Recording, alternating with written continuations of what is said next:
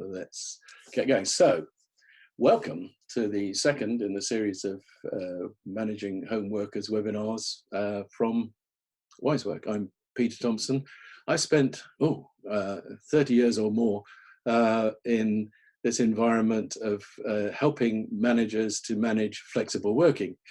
A lot of what I've done is promote the benefits of flexible working and try to encourage organizations to introduce more remote home working and so on. Little did I know when I started this, when I was running the Future Work Forum at Henley Business School and doing consultancy work, that I would end up with everybody suddenly being forced to work at home and the kind of scenario we've got now. So I think managers are in a bit of a state of shock and need to try and work out what on earth is going on in this new world. But I think there's a fundamental message which is going the rounds really, which is this home working thing is now no longer a luxury, it's something we have to do. And basically the message is home working saves lives. This is really an unprecedented situation. I think I've heard the word unprecedented more times in the last couple of weeks than I've heard in the whole of my life, but it really is. We're all in uncharted territory. We haven't had any time to prepare for this, and no wonder managers are confused. Employees are not sure what to do, and almost that the experience is changing on a daily basis. And despite the fact I've got previous experience for a long time of helping organizations introduce this, and other, quite a lot of organizations have been doing some home working, have been used to managing flexible workers, but not people who are now not locked down at home. And by the way, of course, you as a manager, probably working from home as well. So we really need to all be experimenting together and then sharing some of that learning as well. At the end, I'll talk about, there's a forum we've set up in WiseWork, so anybody, managers particularly, can come in and talk about what issues they have and share solutions as well, which is good. So we're going to have some shared learning happening, and then we can all reap the benefits from that. And I think the longer term is facing some really interesting changes to what's going to happen in the world of work. That we are now facing an initial period of change, and we're going to evolve from that. So what I want to do with the session today is talk a little bit about some of the challenges that are facing managers and things about what are you going to do to somehow still get the work done. Then we'll just have a little break to see if we've got any questions or comments. I've already got one question come in. Thank you, Sarah. There's more to come, no doubt. Then we'll talk more about communications and engaging with employees. How do you communicate at a distance? What happens now to meetings and teamwork? How do you get people to collaborate? Again, then a few questions and comments, and a bit about how you can manage by getting results from people, and some practical tips on managing remotely, and then more questions and comments. Scheduled to last for an hour. Certainly the last one we were still going when we got to an hour. So hopefully we will again today. So let's look at what's happened. As I said, the scenario is really that we have in the past managed to introduce flexible working in a gradual way. Employees have had a choice as to whether they work remotely, work from home or not. Those who don't have a particularly good home environment have wanted to come to work. Now all of a sudden we thrust people at home. Suddenly they haven't any choice. Now they've got children at home, they're trying to do school, homeschooling and so on. There's not a lot of support around physically because everybody else is locked down. The technology may not be up to it, whereas if it's done in an orderly way, then of course we have situations where the organizations have put the technology in place, everybody can access all their documents and everything from home. All of a sudden, that doesn't happen. And if it's done in an orderly way, managers are experienced in being able to motivate people and communicate with them from, while they're at home, while they're working remotely. All that now is out of the window. Managers have no experience, and nobody has experience of this extreme environment. Some managers have experienced quite a lot of home working. Typically home working has been, though, very much either ad hoc or on a fixed basis of one or 2 days a week. Relatively few organizations have permanent home workers, and so it is very much unexplored. And employees, of course, are unprepared as well. So what are we going to do about it? I think there's kind of 3 stages to this. The short term we're in at the moment is just one of just coping, really. Everybody's been thrust into this together. Managers are still running around trying to work out how to get the urgent tasks done, what's important, and so on. And we're all kind of learning fast. This is a matter of many weeks or several months now, I think, not just a few days. So we've got to settle down to a medium-term pattern. How are people going to continue to work from home? How's the work going to get done? And then, as we come out the end, longer term, life will not be the same afterwards. There will be a new normal. Employees are going to say, hang on, I've now experienced how I can do all these things from home. Why do I need to come into work anymore? We can do these meetings virtually. Why do we have to spend all our time sitting in boring meetings in meeting rooms and so on? And there'll be a real shift, I think, in the culture of leadership and management, much more towards one of involving people and trusting them and empowering them, as opposed to control management, which is still very prevalent in organizations. So that's the context. Now let's look more at the challenges facing managers and individuals as well, bearing in mind that, of course, managers also are individuals, and we mustn't forget that, because relatively few managers are used to managing from isolation in home. Some managers clearly have worked flexibly. You may well have experienced this yourself. You take the odd day to work from home, but typically that's to do, write a report or do the quiet work, the sort of things that you would organize to do at home, not the sort of things that you would be doing in the office with people face to face. So first thing we want to do really is redesign work completely, because there are some tasks that can get done easily remotely, other ones much more difficult. Some employees maybe who can do certain tasks remotely and others can't. We have to shuffle tasks between people a bit. Some people more experienced can get on their own. Other people who are still learning need more help. They can't turn to the person at the desk next door, well, not easily, and get advice. Technology can provide some of this, but some of the things that just happen in the normal workplace are clearly not happening. And then how do managers reward people? How do you know what they're doing? How do you communicate with them? How do you make sure that you can get the team working? How do you get inspired? Remembering that what you as managers do is inspire people. It's your charm, your personality, your leadership skills that get the people working for you, with you, collaborating, and so on. Now there's a kind of whole new role. How do you do that remotely? And how do you let go, trust people that the work will get done? That's a kind of critical part of what we're going to talk about a bit. And both you and your employees as individuals are going to suffer from isolation. After the first week, people are going a bit crazy. After 3 months, what's life going to be like? Well, the answer is people will have to have adjusted in some way. Hopefully technology is really going to help. This is just one example of how we're now doing things remotely. We might have done more face-to-face. But people are going to have to manage the conflict with the home pressures, whatever they have there. They've got to get their priorities sorted. It may be quite difficult with getting to do work in normal work time. How do people get self-motivated if they don't have a commute to go to work anymore? Will they bother to get up? Will they watch television all day? What's going to happen to their relationships with those at home they're stuck in with, and so on and so on? So all these things are very stressful, and part of what we're going to talk about as we go through is how you as managers can manage that stress. But let's start with just a fundamental question about how do we get the work done? And I think this is really a question of rethinking how we get things done conventionally in the place of work.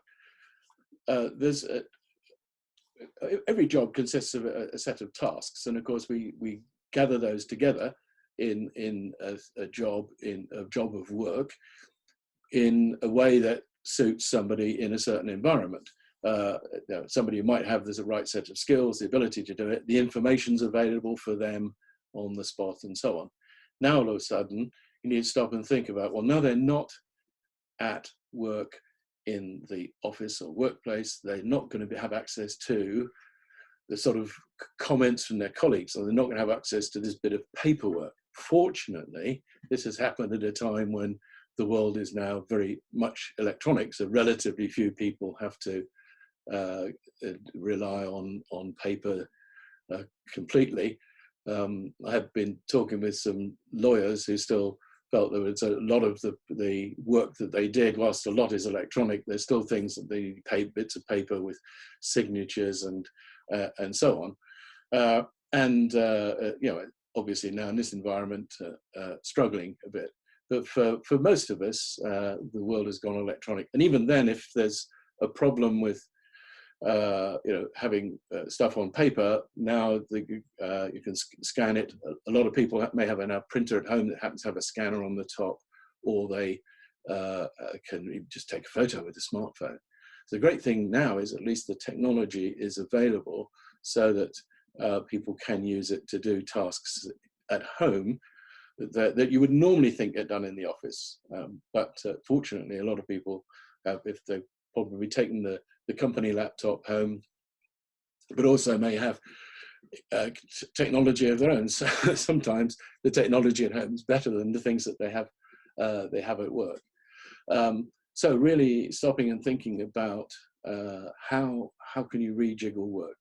You know, in the end, if you've got a team of people, you've got something to achieve together, then juggling the work between people might make more sense.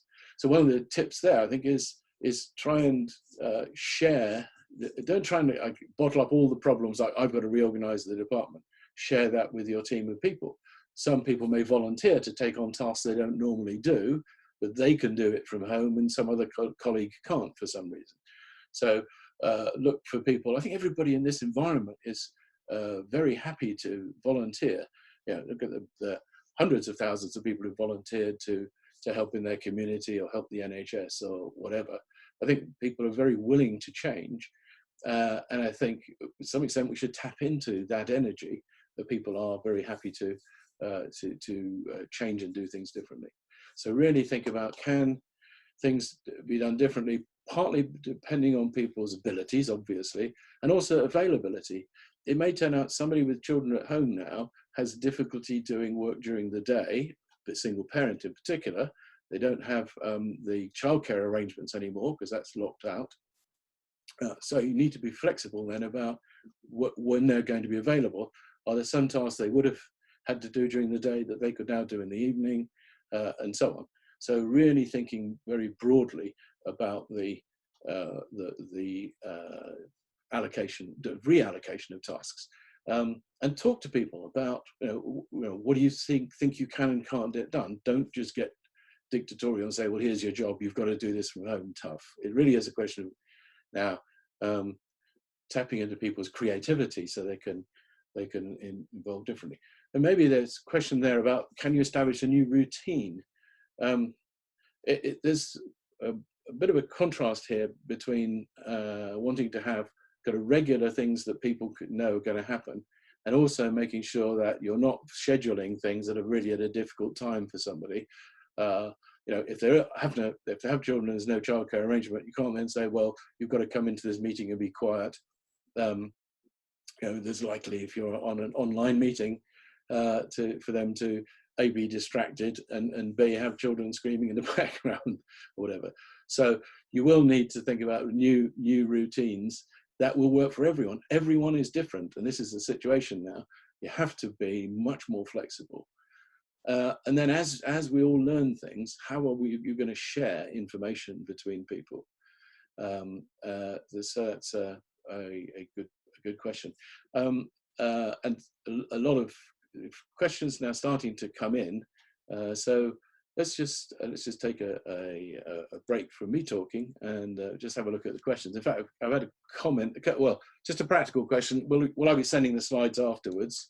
And the answer is yes, I can, certainly, yes, I will. And now a question. So somebody's saying, I'm really interested to know more about implementation of reasonable adjustments around remote working. Okay, I mean, the reasonable adjustments in a normal working context typically refer to people who have a disability, maybe of some sort, or things need to be arranged for them. I think now that just has to apply to everybody. We have to be more reasonable because people have just have to totally adjust their lives to us, and I think we as employers have to adjust to them. I think a lot of the policies that we've had in place, HR policies and so on, about how you treat people, have to be looked at now much more flexibly in terms of the way we do treat people. Right, it's people working from home. I mean, if you have somebody who has let's take a disability, a back problem, and needs a special chair to sit at the desk, you provide it at the office. You're not about to rush around and send a special chair for somebody's home. Well, actually, having said that, employers who have people working permanently at home do provide their own furniture. So there might be things that are worth thinking about from a health and safety point of view. What organizations that have organized home working schemes in place typically have a health and safety check sheet. So for people to tick off, that might be an interesting thought as well, because now it's one thing having people working on the odd occasion from the kitchen table on the laptop, in terms of ergonomics, but if we're now saying people are going to be sitting potentially somewhere in their home 8 hours a day, then there is a good reason to make sure that we are accommodating that. Okay. Another question come in. How do I decide if people are overworked or idle at home? That's a good one. Yes, I think we'll talk later about managing by results. But I think in terms of allocating tasks to people, obviously you need to be conscious about workload with people. It's not reasonable to say, well, just because somebody's got lots of pressures at home, I'll lighten their workload more than others, and the people who don't have the pressures at home end up picking up all the work. I think you need to even it up as much as possible. But I suppose the simple answer is make sure that you're clear with people what's expected from them, what their results are, so you mutually agree how will you know now somebody is getting the job done. In the past, it was fairly obvious if you were sitting around in the same office. But so you need to be more exact about deadlines, about when something needs to be done, about what you'll know, how you'll know it's resulted, and so on. Okay, I think we'll move on now to the next section. So here I want to talk a little bit about communications and engaging with employees. Actually, yes, relevant to that last question. How will you actually know what's going on, or how will your staff know what's going on? A lot of communication happens very informally, and because if you all work in the same place, you're going to chat to people and so on. Now, you need to make sure that you're keeping in touch with people, and there's a whole raft of things. You can send a weekly email, an update. You can use social media. Some organizations already have some form of social media in place. Some Microsoft Teams and video conferencing, all these things. But if there isn't anything in place at all, you may find that actually what employees do is they set up their own they communicate on Facebook, they set up their own discussion group in LinkedIn. They use WhatsApp as a kind of discussion forum. So there are a whole set of communications media going on personally that I think people might want to adapt. So if there isn't a corporate way of having the team informally talk to each other, then I think you need to try and encourage that as much as possible. Now you could say, well, actually, my job as a manager is to tell them what's expected, to talk about work, and that's it. I'm not there to have kind of social conversations and chit chat. And the answer is, well, yes, you are, because people work together in teams and collaborate because they kind of get to know each other. If you have people sitting in desks next to each other, what do? They come in the morning, they chat about what was on telly last night, they talk about the football match, they share ideas, they go to lunch together. We're social animals. We like working in teams. All of a sudden, we've got isolated, and one of the things that you therefore need to be thinking about is, well, how do I compensate for the lack of grapevine, the lack of chit chat, the lack of social things? And I think it's important that the communications from you as a manager are not all dry and formal. There's now hundreds of joke videos going around at the moment, just sharing those, having a light-hearted moment. When you talk to, phoning an employee at home, the first thing, presumably, hopefully you do, is say, well, how are you? How are things? How's the family and the rest of it? So you get to talk about, oh, you went shopping, or what were the queues like? Do you have that social conversation, which you would naturally do face-to-face in the office, but sometimes miss out on when you're in a video conference or a phone call, which is somehow that much more formal. Don't forget the informal stuff. And this, when people then can feel that they're part of a team, that they get more involved. But also, it's very important that you understand how your people are feeling. So telling that on the phone is obviously quite difficult. Asking how they are may not get an immediate answer or I'm feeling horrible and so on. So just spending time listening. I think good managers are good listeners anyway, but in this environment even more so. People are going to be more stressed than normal. They've got all the uncertainty, about their personal life. Will their job still be there? They've got all sorts of hassles, and it's the one time where really the role of a manager is to have be a shoulder to cry on, in a sense. So be a sympathetic ear for people. And just if you know your people well, then you'll know some of them like having regular communications. I know some managers now are kind of saying, well, it's a 9 o'clock phone call, I'll call you. It's almost like, well, I'm calling you just to check you're at work, really, and so on. And if it's felt that it's kind of the phone call from the manager is kind of checking up on me, then that's a bad environment in the sense of he or she is expecting me to be at the desk working away. If it's seen as being something that is a caring call, so agreeing with each employee. So it might be some would quite like a call at 9 o'clock, some are not that bothered, but would like a call sometime during the day. Some you might say, well, you call me when you've got a bit of time. So that will vary by individual, and getting to know your individuals is important. Some are quite self-motivated, will get on and do things on their own. Others need a bit of encouragement from you as their manager. There's no right formula for how you treat somebody working remotely. It does heavily depend on them, their personality, their personal situation, where they are, their confidence in their job, their experience, their skills, all these things.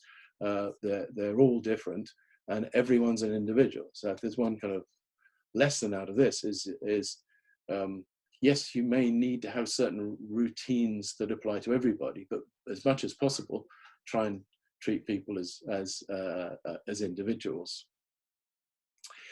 And you yourself, of course, are in a strange situation under a certain amount of stress and so on, you might want to talk to your peers in an organization or talk to a friend on the phone or something to offload, but try not to take your woes out on your employees.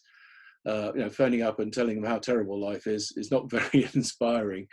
Whereas phoning up and coming up with some new ideas about how we can do things better and some good luck, positive stories about things that have happened and so on is really good. So you really got to think about before you start an online meeting or before you phone somebody, just think about, right, what's one thing I can say that's kind of really upbeat this morning and sound like I'm really positive, even though personally I may not feel on top of the world. My role as a manager is to show some enthusiasm, to inspire people. That's what managers and leaders do. Okay, so some ideas there on communication, but people don't just work one-on-one. People tend to work in teams, and so it's fine you communicating one-on-one with your people, you getting maybe team meetings together through something like Zoom or an audio conference or something. But then actually, what do you do instead of those face-to-face meetings? You may have, say, a weekly get together with your team, which is an update. Everybody tells what they're doing, or you give the latest company news. How are you going to do that now? Does everybody have the facility? Is everybody available at the same time anymore to start with? Does it have to be a synchronous meeting? Is it something you can do with exchanging emails or using some other chat? We mentioned WhatsApp, so there are other ways of having text conversations that are not quite as sterile as email, or using video as more and more, and not forgetting the good old phone, of course. We're talking about technology instead of meetings. Audio conferences with a team that know each other work reasonably okay, but I would recommend video if you can, on the basis that I always think that audio conference is a bit like all going into the meeting room and turning the lights out because we don't want to see each other. Then we don't know who wants to speak. With something like the Zoom that we're using now, if you get a normal meeting room full of 8 or 10 people, it's quite easy to see if somebody wants to say something because they hold the hand up, and everybody gets to say. And there's so much more you can tell about people's mood just from the expressions. So try and use video, but not necessary for everything, and particularly where you can't get everybody together at the same time. Then make sure you're still communicating using other channels as well, text, audio, and everything else. Decision making is something that quite often you would sort of consult with people or pop out the office and say, "Oh, what do you think about something?" Don't forget the fact that you can still ask people's opinions just because they're not sitting in the same place anymore. Do make sure, and almost more so now, because I think people they're going to feel isolated and left out. So if you can, instead of having the team meeting in the office, you're talking to people, again, potentially on the good old telephone or more and more on video, getting them involved, getting their opinions on things, because you're going to make, particularly in these unknown times, asking their advice on how are we as a team going to work, how are we going to do this particular job which we need to do for our clients, and we can't get it done in the normal way. Amazing how creative people are going to get in these circumstances. And it's a great opportunity, therefore, for kind of involving people. You don't take all the burden on yourself as a manager. I've got to make all the decisions. I've got to be seen to be the authority. I've got to sort things out. No, you're there to help the team collaborate and work together. Yes, ultimately the buck stops here with you making decisions, but if you've involved the people in it, particularly because if they're feeling a bit lonely, they're going to feel really good about thinking, oh, well, he asked me and he consulted me, and I can see how I've influenced the decisions and what our particular team are doing. So that's part of it. And particularly because a team is a social thing. We're tribe animals. We like working together. Very few people really like working completely on their own. Even introverted people occasionally like to get out and meet others. So we need to make sure that social activity is still happening. So, for example, now when I have a Zoom meeting as opposed to a webinar, typically what I do is to get the meeting open. So I'll be in the room 15 minutes early. So people come along, and you will have, before the formal agenda starts, have the chit chat you would have had over a cup of coffee walking into the meeting room in the office. There's no reason why you can't do that virtually on the front of a virtual meeting. I think sometimes people, because we're new and we're not used to it, find some of these virtual video or audio meetings are kind of quite formal. You've got an agenda, you've got to stick to it. People have to just have their say and that's it. And because we're not really used to using it as something that is a coffee substitute.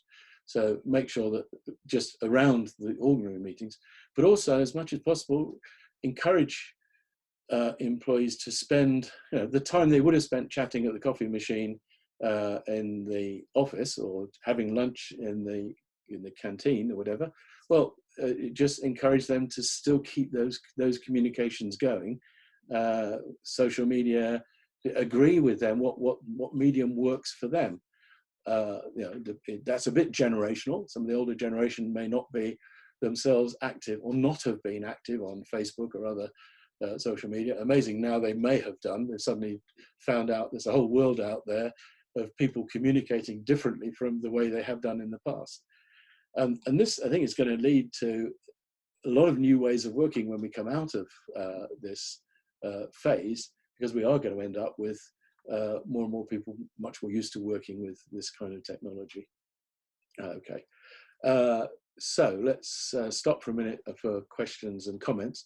I see there's one or two questions come in, and also some comments, I think, about accessibility and core hours to people contact each other, which is a good suggestion. And then health and safety, DSE compliance. Yes, so there are some very practical tips, things here, like try not to work on the sofa. Yes, I think, but there's, I think, a good example of where, as managers, you might want to, I mean, some things may be obvious to you, but not so obvious to people who are not used to working from home. So some simple advice on how to try and set up a home office. There's quite a lot of stuff now coming out on advice on home working from all sorts of sources. Most of it people honestly sharing stuff. And what we've done at WiseWork, we focus more on kind of the management issues, because there's an infinite amount of advice we could give people. We've been helping managers for years. We've also been home workers, many of us, for years as well. So there's lots of personal advice we could give. It's always difficult because it really depends on the home circumstances of individuals.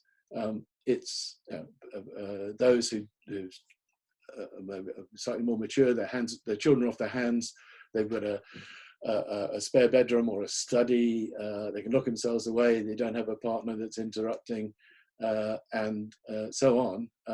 That's the one extreme where it's relatively easy, through to single parent with children and no help, where obviously the home circumstances are quite different. Or indeed, young person sharing a flat with somebody else who is wanting to access the technology. It's another thing that's happening there is just with the children now using technology more and more at home for schooling. It might be that the one laptop they have in their home is being vied for by, or their kids fighting over the iPad or whatever. And don't try and go and, if you wanted to, buy another one from Amazon, because obviously the bottom end technology has all been immediately bought up by people working from home. Okay, let me just see if I've got a couple of questions here. Yeah, no, okay, here's one.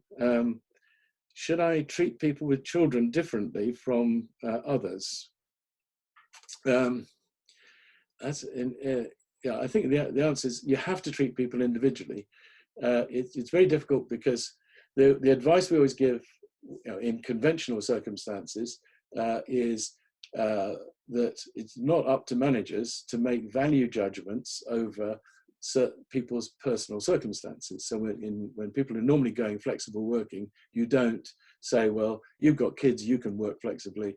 You haven't got kids, you can't, which has been potentially a problem in the past, where there's a limited amount of flexibility that gets given around. It gets given to those who may have family, and that's a bit unfair because that's making a value judgment about the value of having children versus having hobbies or having a life. Now, in some ways, it's a level playing field. Not everybody's working from home whether they want to or not. So now it's not unreasonable to differentiate between people on the basis of, it's not whether they have kids or not, it's whether it's just the practical issues as to how available they can be working from home. And we've got to be very pragmatic about this. For some people, it's going to be easier than others. So I know, I was talking to a manager the other day who said, yeah, what I've done with a couple of my employees is they now work first thing in the morning, he's saying like 7 to 9. Then during the day, they're doing family things. Then when the kids are at bed, they do a couple of hours in the evening. So because fortunately the work they do, they can do pretty well on their own. They don't have to be available in conventional working hours. So they've worked out a system, not with all his employees, just those that need to do it, where they can work those odd hours. And if there's something that has to get done in the prime shift in the middle of the day, then other employees take on those tasks. And again, people are very reasonable normally, and particularly under these circumstances, you're going to have relatively few people who abuse the freedom. Because I've got another question come in about, where was it? It was, I think some of my staff are self-motivated, but others need a push. How do I decide to treat them? And I suppose, yes, we have to be realistic. Not everybody is immediately going to sit down and get on doing the job because they're really, really motivated, particularly with all the other things going on in their lives. Again, it's back to knowing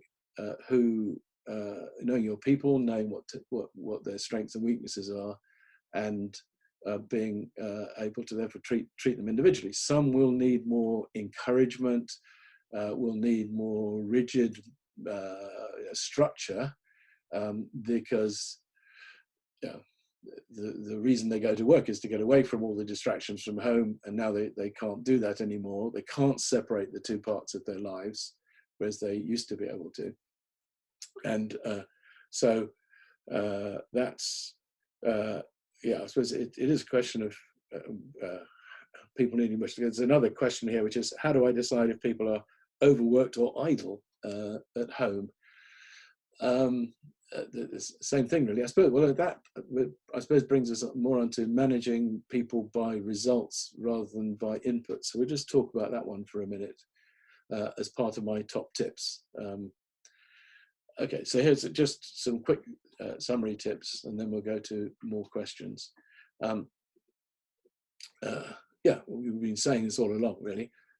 Get new work patterns agreed with everybody so that they fit in with their lives and are different, very different maybe from what happened before. In the end, what you're trying to do is get the job done. And in the end, we've got to be pragmatic about working out new ways of doing it. Some businesses are ground to a halt, but an awful lot are still continuing to try and do as much as possible.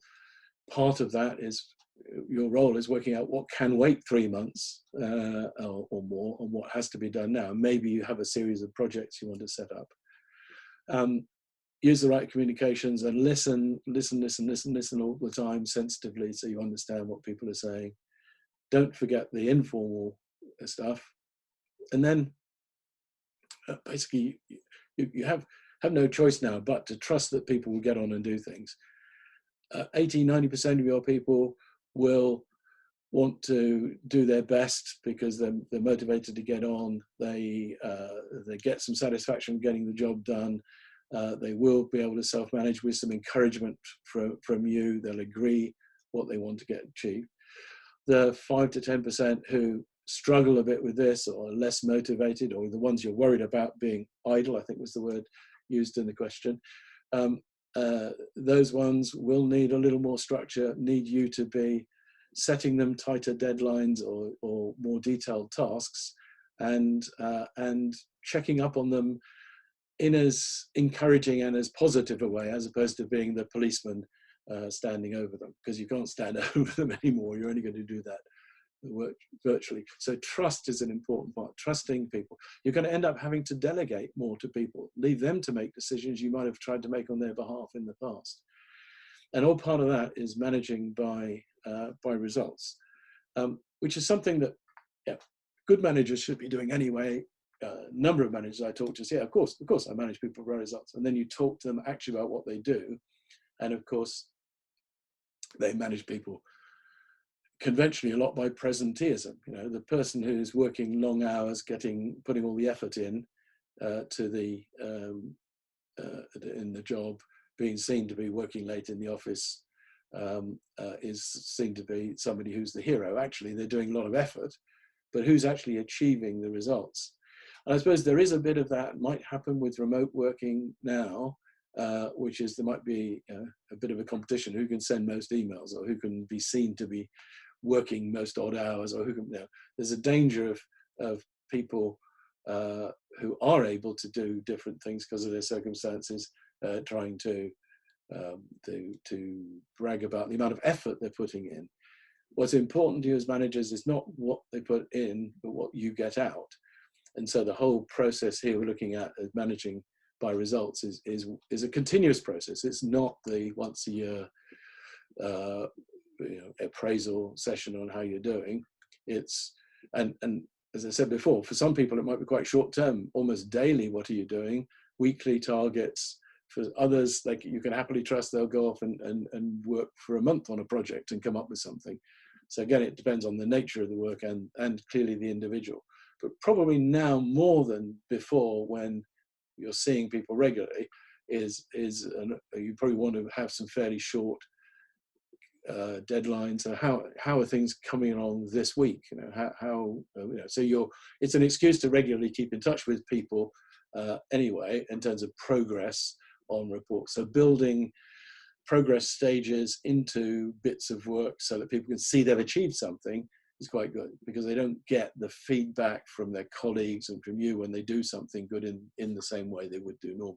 So keep remembering, it's all about planning the work, making sure you agree with the employees what's expected of them, giving them feedback, being honest. It's more difficult, not face to face, but being encouraging and inspiring, I guess, which is what we're looking at.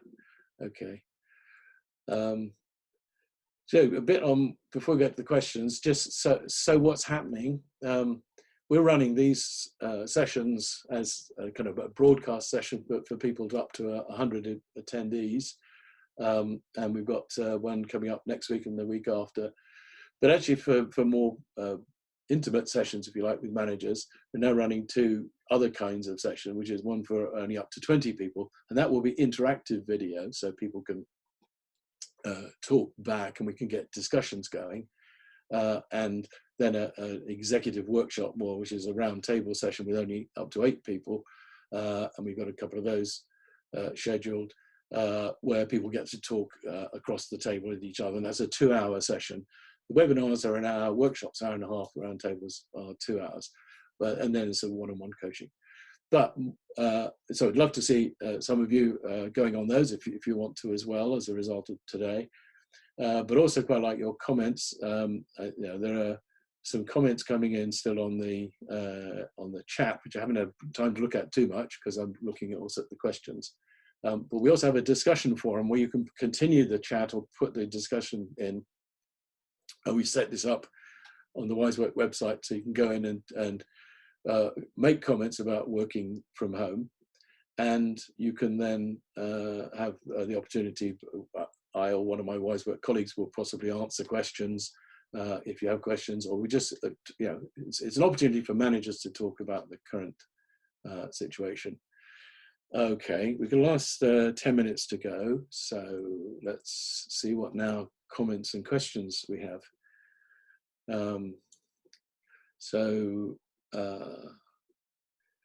Right, I'm getting questions being put in the chat box as opposed to in the Q&A box. So I'm just looking through that as well.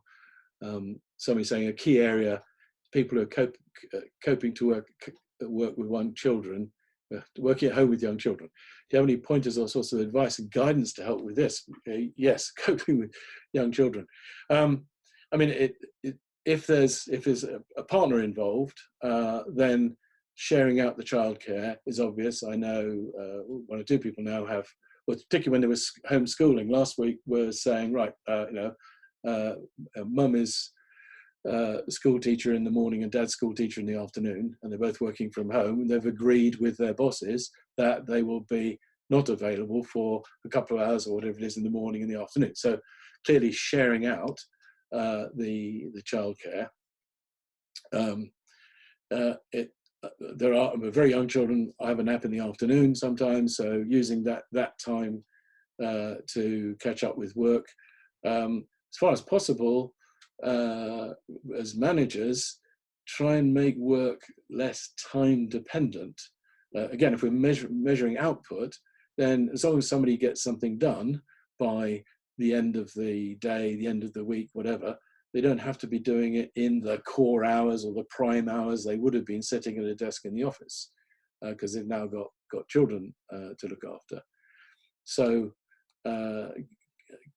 allowing more flexibility, I think, is the best guidance I think I can give at that stage. Unfortunately, there are lots of forums out there now, mums and dads talking about how they are coping with kids, and there's lots of practical advice for amusing your children and not going mad, and how to take them for exercise in the park, but not get them to go and talk to their school friends if they see them, and all that kind of stuff is all out there.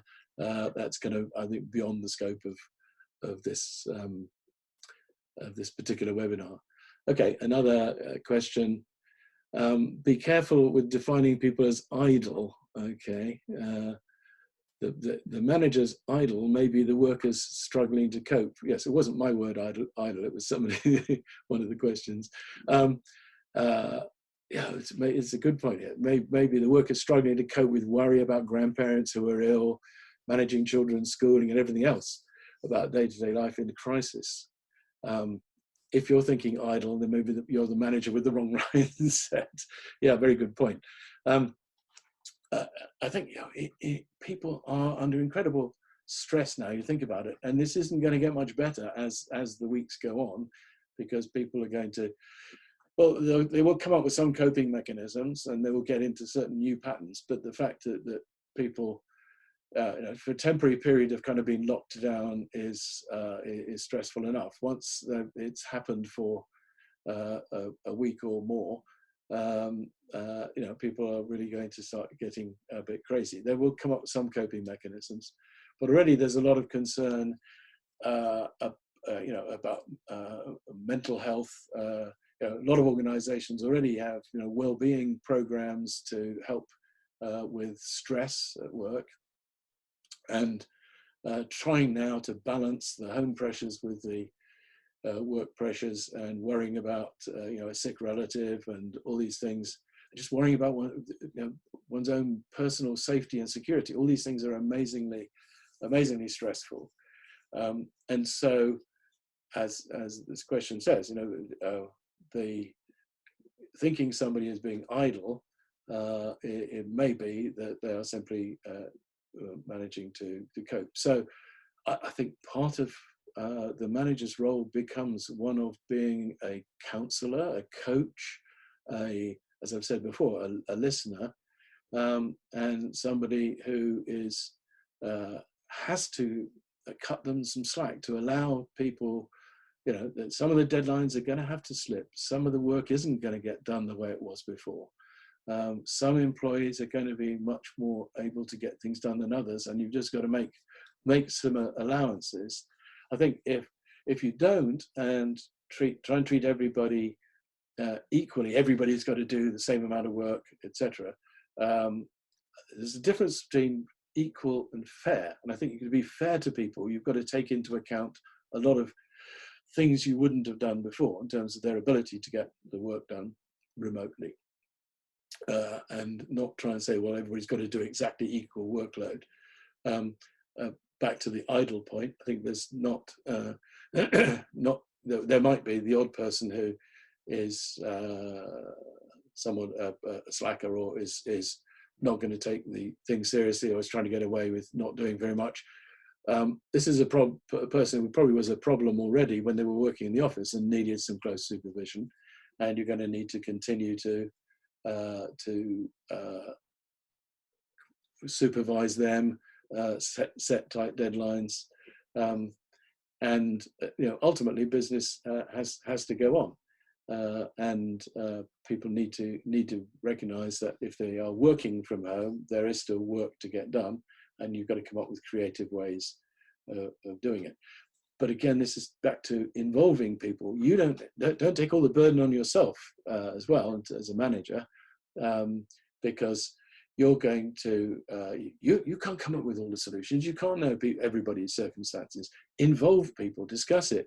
Maybe if you can do it with the technology, get a bit of a team discussion going on how people are coping, and you'll suddenly find that somebody who's got maybe teenage children who disappear off into their bedroom and are not a problem. Well, no more problem than teenagers are anyway. They can cope with doing things that some of the ones that younger children can't, and so they're prepared to share out things between them. People get very supportive. This is, you know, we're all in this together. Yeah, this is not a problem you've made and submitted your workers to. It's a common issue, and you're all going to need to. It's back to the wall time, as it were. It's that kind of this wartime spirit people are talking about, and I think you really tap into that as a form of energy. Okay, so we're all in this together. So let's all together work out what we're going to do about it. You know, as I said at the beginning, there's been an amazing amount of community spirit, of people helping out the people who are self-isolated for whatever reason, people volunteering to help in the NHS and so on. So I think it's a really good opportunity to be very positive. Just one last question before we stop, or comment more. Yes, somewhat supporting what I've just said. Perhaps as managers, we need to be half full people rather than half empty, and please people achieving some work. Many businesses will be struggling to survive, having had to close a business. Be grateful if your home workers are at least trying to work. Very, very good point. Very good point to end on. I think we're all you know, in a way, lucky to have people who are still able and willing to get some work done as much as they can. They're struggling with homeworking. You're struggling with homeworking. Let's all together try and learn from each other. So I think that's maybe my final message really as we come up to the hour, which is you know, share your ideas with other people, share them with your team. Particularly if you're really struggling with kind of managing and so on, you might not want to offload on your team, obviously, but maybe you've got peers in the organization. How are other managers doing? Are you sharing your thoughts with them? Do you have a mechanism for doing that? Is there you know, some sort of internal, whether it's just exchange of emails or online meetings of managers, or even more formal, you know, workshops, training sessions, whatever, on how you manage to manage in this strange environment. And so really, I finish on what WiseWorks doing. We're running these free workshops, these free webinars to try and get the message out and help people as much as possible, answer as many questions as we have. There's a couple I didn't get to, but I think I've answered most of your questions. And giving opportunities for managers from different organizations to get together and share their experiences and get hints and tips, do it in the text in the discussion forum. And we're now looking at running some of these sessions in-house for companies as well, which is something we've done all, for years. Now we're just able to do it remotely, using this kind of technology. So it's an opportunity to think about how you can do learning differently as well, certainly as we're doing. Let's hope you are successful in getting everything done. It's one or two final comments. So thank you. Come in on the webinar chat. You're welcome. And good luck to everybody managing in these unprecedented times.